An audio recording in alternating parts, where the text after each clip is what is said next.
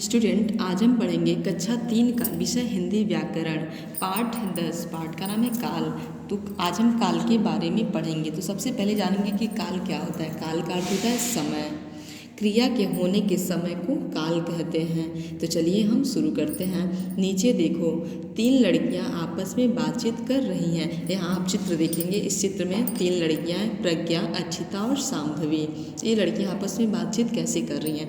प्रज्ञा, मैं कल mighty Raju cinema देखने गई थी।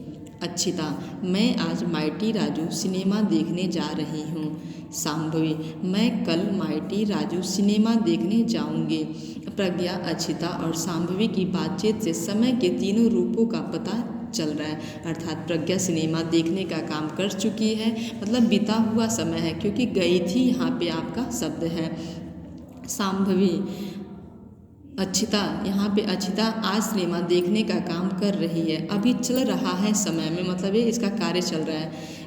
मैं आज माइटी राजू सिनेमा देखने जा रही हूँ। तो ये क्या है आपका, अभी समय चल रहा है। शांभवी कल सिनेमा देखने का काम करेगी, यहाँ पे है देखने जाऊंगी। तो आने वाले समय की ये बात कर रही है, मतलब कल आने वाले समय में और माइटी राजू सिनेमा देखने जाऊंगी। यानी काल का अर्थ है समय। कोई भी क्रिया का अर्थ होता है काम। इन तीनों में से किसी भी समय में हो सकता है। काम हो चुका है, या काम हो रहा है, या काम आने वाले समय में होता है। तो यहाँ पे आपके क्रिया के तीनों रूपों का पता चल रहा है। गई थी, जा रही है, देखने जाऊंगी।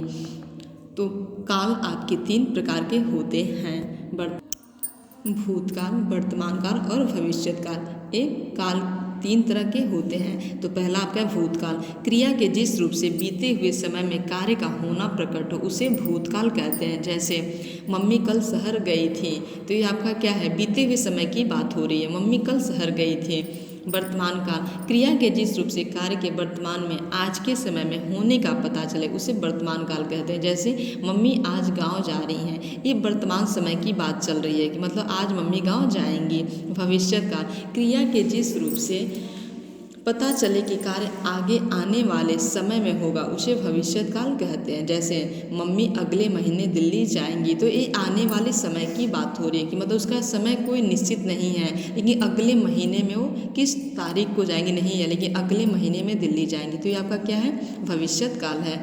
ज्ञान विस्तार, जो क्रियाएं स्वतः होती हैं वे हमेशा वर्तमान काल में ही होती हैं। जैसे चाँद रात में निकलता है, तो ये आपका क्या है, वर्तमान काल का वाक्य है।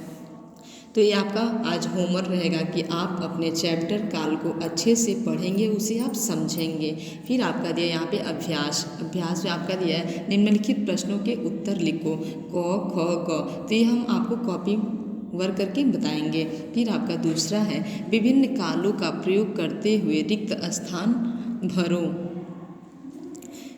बस अड्डे पर डैश, यहाँ पे आपका है आ चुकी है, जा चुकी है। तो बस अड्डे पर आ चुकी है, आपका ये सही है। तो क्या करेंगे, यहाँ पे आप लिखेंगे आ चुकी है। फिर दूसरे का ख, मैंने तुम्हें पत्र लिखा था, पढ़ा था। तो यहाँ पे आपका विकल्प से ये लिखा था, तो आप यहाँ पे लिख भी देंगे, लिखा था। मैंने तुम्हें पत्र लिखा था। ग है आज रोहन गांव जा रहा है, जाएगा। तो जाएगा विकल्प आपका सही है, तो यहाँ पे आप लिखेंगे जाएगा। आज रोहन गांव जाएगा। हम कल पिकनिक पर जाएंगे, आएंगे। तो जाएंगे आपका सही है, तो यहाँ पे आप लिखेंगे जाएंगे। हम कल पिकनिक पर जाएंगे। कल बहुत तेज वर्षा डैश हुई थी, हो रही है। तो कल बहुत तेज वर्षा हुई थी, विकल्प आपका सही है, तो यहाँ पे आप लिखेंगे हुई थी। कल बहुत तेज वर्षा हुई थी। फिर आपका तीसरा प्रश्न है दिए गए वाक्यों के काल लिखिए। कोयल कूक रही है, तो ये आपके वर्तमान समय की बात है। कोयल कूक रही है, तो यहाँ पे आप लिखेंगे वर्तमान काल। दूसरा है ख, राजू सारा दूध पी गया। तो राजू सारा दूध पी गया, आपका क्या हो जाएगा, भूतकाल। वो मतलब पी गया, खत्म हो गया, बीते हुए समय की बात है, भूतकाल। गाय चारा खा रही है, ये आपका वाक्य है वर्तमान काल का। तो आप यहाँ पे लिखेंगे वर्तमान काल। घ है दादाजी आज आएंगे, तो दादाजी आज आएंगे, उनका कोई निश्चित नहीं कि आज कब तक आएंगे, तो ये आपका हो जाएगा भविष्यत काल। भविष्यत काल।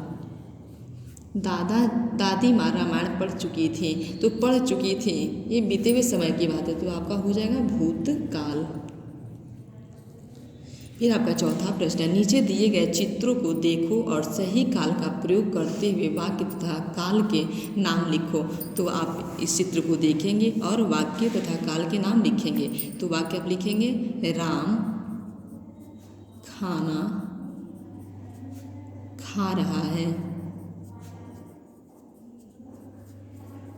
यह आपका हो जाएगा वर्तमान काल। फिर आपका दूसरा है चित्र, इसको देखेंगे राम खाना खा चुका है,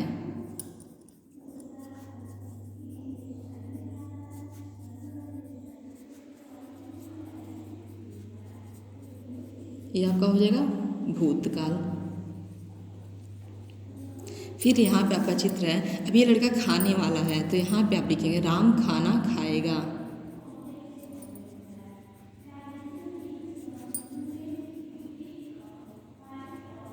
ये आपका हो जाएगा भविष्यत काल का वाक्य है।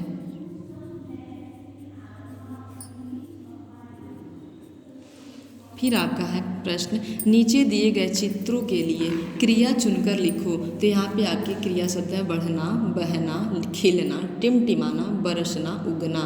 तो यहाँ पे आपका सूरज का चित्र है, तो यहाँ पे आप लिखेंगे उगना, यहाँ पे आप देखेंगे उगना आपका शब्द है। फिर यहाँ पे आपका तारों का है चित्र, तो यहाँ पे टिमटिमाना शब्द है, तो यहाँ पे लिखेंगे टिमटिमाना। फिर यहाँ पे पानी बह रहा है, तो यहाँ पे आपका हो जाएगा, यहाँ पे शब्द देखिए बहना, तो यहाँ पे आप लिखेंगे बहना। फिर आपका यहाँ पे है खिलना, तो यहाँ पे फूल खिला है, तो यहाँ पे लिखेंगे आप खिलना। फिर आपके यहाँ पे है शब्द बढ़ना, यहाँ पे आपका हो जाएगा बढ़ना। फिर आपका यहाँ पे सब ये पानी बरस रहा है, तो यहाँ पे हो जाएगा आपका बरसना, बरसना।